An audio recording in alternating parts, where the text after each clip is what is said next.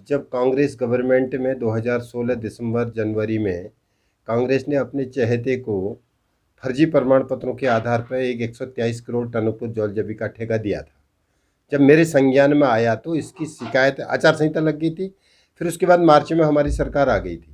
मेरे संज्ञान में आया तो मैंने माननीय मुख्यमंत्री त्रिवेंद्र सिंह रावत जी के पास संज्ञान में लिया कि ये फर्जी प्रमाण पत्रों के आधार पर इसको ठेका दिया गया है, इसकी जांच कराई जाए। और उनके द्वारा जांच कराई गई, 2 चीफों ने की और उसमें भ्रष्टाचार कागज जो मैंने उन पर आरोप लगाए थे वो सिद्ध हुए कि फर्जी प्रमाण पत्र है। उसके बाद उनका ठेका निरस्त किया गया 2 साल 2.5 साल पहले, और 22 कर्मचारियों पे चार्जशीट वगैरह वगैरह लगी है, जिसमें 5-7 सस्पेंड हुए हैं, रिवर्ड हुई है। और इतना बड़ा भ्रष्टाचार का मुद्दा जब कांग्रेस गवर्नमेंट में 2016 दिसंबर जनवरी में कांग्रेस ने अपने चहेते को फर्जी प्रमाण पत्रों के आधार पर एक 123 करोड़ टन उपज जौल जबी का ठेका दिया था। जब मेरे संज्ञान में आया तो इसकी शिकायत आचार संहिता लग गई थी। फिर उसके बाद मार्च में हमारी सरकार आ गई थी।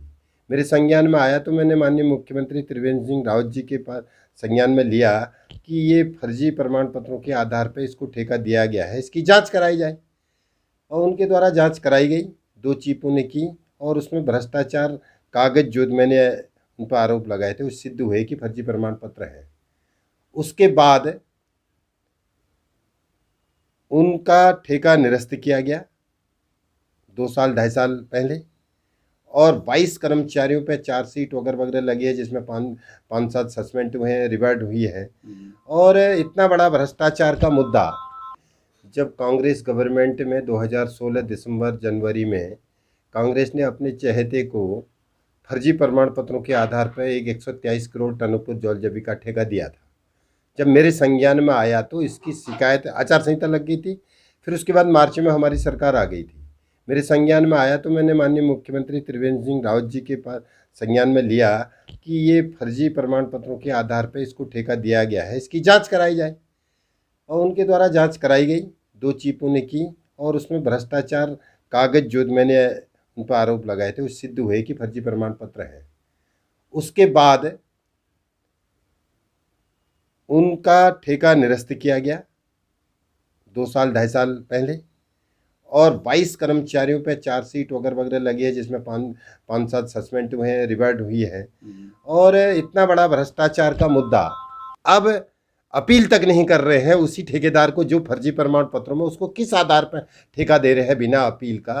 तो मेरे गले से नहीं, ये भ्रष्टाचार का मुद्दा है और भारतीय जनता पार्टी इससे कमज़ोर हो रही है, क्योंकि Bharatiya Janata party zero tolerance की बात करती है। तो मैंने कहा ये पार्टी के सिद्धांतों के भी खिलाफ है, और भ्रष्टाचार को हम अगर दावत दे रहे हैं तो ये हमारे नीतियों के खिलाफ है। हमने कहा भारतीय जनता पार्टी को बचाना है तो इसमें अपील कीजिए और इस पर चार्जशीट लगाइए, इसको ब्लैक लिस्ट कीजिए।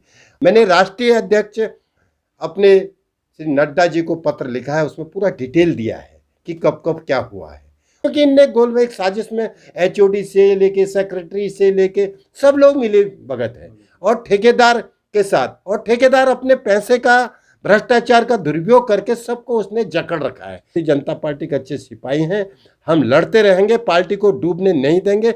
अगर ऐसी चीज़ों में अंकुश नहीं लगेगा तो निश्चित तौर पर पार्टी डूबेगी।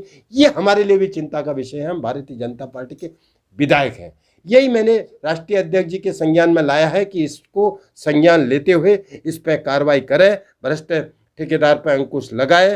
और तो सरकार मुखिया को मैंने 1 बार नहीं 10 बार रख दी। 26 अगस्त को, ये कौन सा महीना अगस्त है ना, 26 जुलाई को उनका एक आदेश हुआ है कि इसकी अपील होनी चाहिए आर्बिट्रेशन की। उसके बाद 15 दिन बाद वही एक स्टेटमेंट सरकार का आता है कि सरकार अब कोर्ट में नहीं जाएगी, उसी को ठेका देगी, आगे दुगुने में जाएगा। एक माहौल इस टाइप का बनाया जाता है। आपने CM साहब से पूछना चाहिए कि ये आपको गुमराह कर रहे हैं या आप ही नहीं चाहते हैं।